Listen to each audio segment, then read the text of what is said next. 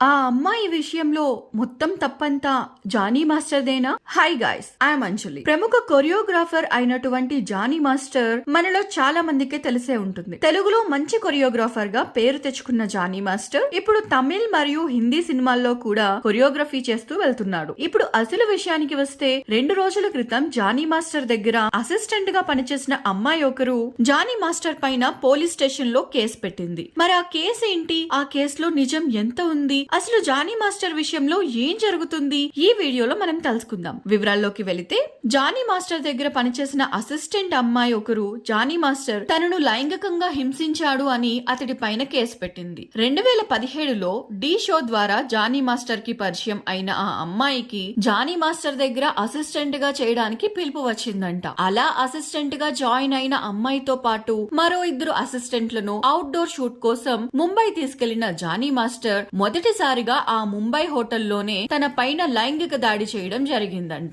ఇక ఆ తరువాత కూడా పలుమార్లు తనని లైంగికంగా వాడుకుంటూ హింసించడం చేసినట్లు తాను కేసు ఫైల్ చేసిన FIR లో ఆ అమ్మాయి తెలిపింది. ఇవన్నీ తనకు నచ్చకపోవడంతో ఆ అమ్మాయి జానీ మాస్టర్ దగ్గర మానేసినప్పటికీ ఆ అమ్మాయికి లైఫ్ లేకుండా చేస్తానని జానీ మాస్టర్ బెదిరించినట్లు తెలుస్తుంది. దానితో పాటు జానీ మాస్టర్ ఆ అమ్మాయిని మతం మార్చుకుని తనని పెళ్లి చేసుకోవాలని కోరినట్లు తెలుస్తుంది. కేవలం జానీ మాస్టర్ మాత్రమే కాకుండా అతని భార్య కూడా ఆ అమ్మాయి దగ్గరికి వచ్చి మతం మార్చుకుని మర్యాదగా జానీ మాస్టర్ ని పెళ్లి చేసుకో అని బెదిరించినట్లు ఆ అమ్మాయి తెలియజేయడం జరిగింది. ఇలా అన్ని రకాలుగా తను ఇబ్బందులకు గురి కావడంతో ఆ అమ్మాయి ధైర్యం చేసి పోలీస్ స్టేషన్ లో కంప్లైంట్ చేసినట్లు తెలుస్తుంది. మరి వీటిల్లో నిజానిజాలు ఎంత ఉన్నది అనేది ఆలోచిస్తే ఆ అమ్మాయికి ఈ విషయం బయట పెడితే చంపేస్తా అన్న బెదిరింపులు మొదటి నుండి ఇప్పటి వరకు ఉన్నాయి. కానీ మొదట్లోనే కంప్లైంట్ ఇవ్వకుండా ఇప్పటి వరకు ఎందుకు ఆగినట్లు? రెండవది, ఆ అమ్మాయి పోలీస్ స్టేషన్ లో కూడా సరైన ఆధారాలను సాక్ష్యాలను ఎందుకు ఇవ్వలేకపోయింది?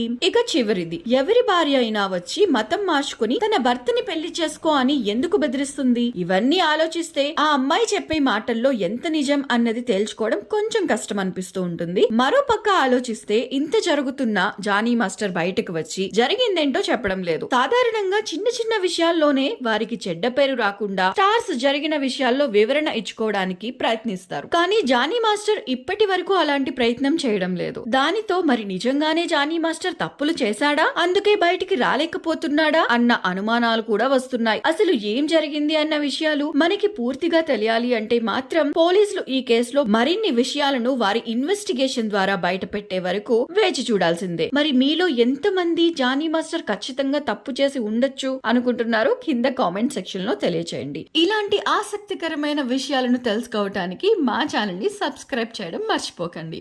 Thanks for watching.